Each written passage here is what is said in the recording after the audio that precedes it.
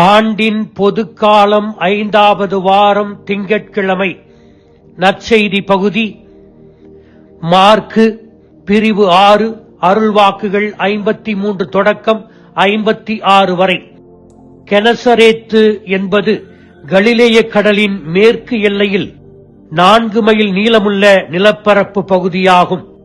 Gennesaret தற்போதைய தப்காவிற்கும் பண்டைய மகதலாவுக்கும் இடையே உள்ள பகுதியாகும்.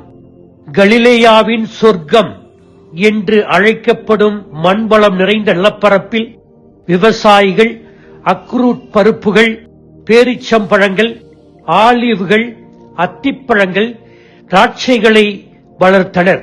அதேபோன்று கெனசரேத்து ஒரு மீன்பிடி மையமும் ஆகும்.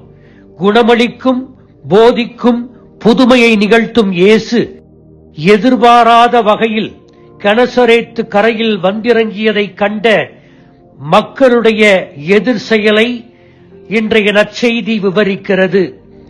இயேசுவின் வல்லமையில் முழுமையான நம்பிக்கையோடு நோயாளிகளை அவரிடம் கொண்டு வந்து குணமாக்கவும் அவருடைய செய்தியை கேட்கவும் தங்களுக்கு கிடைத்த பொன்னான வாய்ப்பாக கெனசரேத்து மக்கள் கருதினர். எனவே அனைத்து கிராமங்களுக்கும் சென்று இயேசு வந்திருப்பதாக அறிவித்தார்கள்.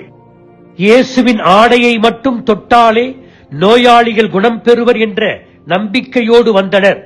உண்மையில் சொல்ல போனால் இயேசுவின் நற்செய்தியை கேட்பதை விட இயேசுவின் குணப்படுத்தும் வல்லமை வழியாக பிணியாளர்களின் நோயை குணப்படுத்தவே இயேசுவை பயன்படுத்திக் கொண்டனர். மற்றவர்களை பயன்படுத்தி அவர்கள் வழியாக ஆதாயம் தேடுவதுதான் உள்ளார்ந்த மனித போக்கு என்பதனை அவர்கள் வெளிப்படுத்தினார்கள். நமக்கு ஏதாவது தேவை இருக்கும் போதும், நாம் நோய்வாய்ப்பட்டிருக்கும் போதும், சோகத்தில் மூழ்கும் போது மட்டுமே கடவுளை நினைக்கிறோம், அவரது உதவியை பயன்படுத்திக் கொள்ள விரும்புகிறோம். பவுலடியார் சொல்லுவார், எல்லா நேரங்களிலும் கடவுளுக்கு நன்றி செலுத்துங்கள், துன்ப நேரத்தில் கடவுளிடம் வேண்டுங்கள், மகிழ்ச்சியான நேரங்களில் திருப்பாடல்கள் புகழ்பாக்கள் இசையுங்கள் என்கிறார்.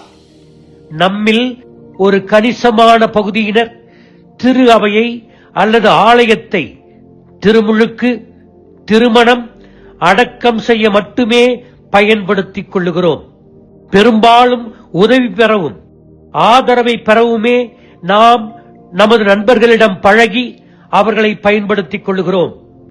சில சமயங்களில் வளர்ந்த பிள்ளைகள் பெற்றோருக்கு எதையும் திருப்பித் தராமல் அவர்களுடைய இல்லத்தை உண்பதற்கும் ஓய்வெடுப்பதற்கும் பயன்படுத்திக் கொள்கிறார்கள். பெற்றோர்கள் தன் பிள்ளைகள் ஏதாவது தருவார்கள் என்று எதிர்பார்க்கும் உரிமை அவர்களுக்கு இருந்தாலும் அவர்களிடம் திருப்பி எதையும் கேட்க மாட்டார்கள்.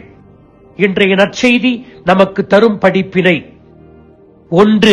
கடவுளை பயன்படுத்துவதற்கு பதிலாக அவருடைய பிரசன்னத்தில் எப்பொழுதும் வாழ கற்றுக்கொள்ள வேண்டும். அவருடைய பிரசன்னத்தை அடுத்திருப்பவரிலும் சமூகத்திலும் இனம் காண வேண்டும். 2.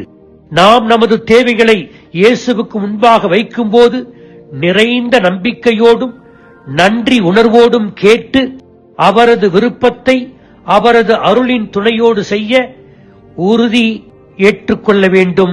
ஆமீன்.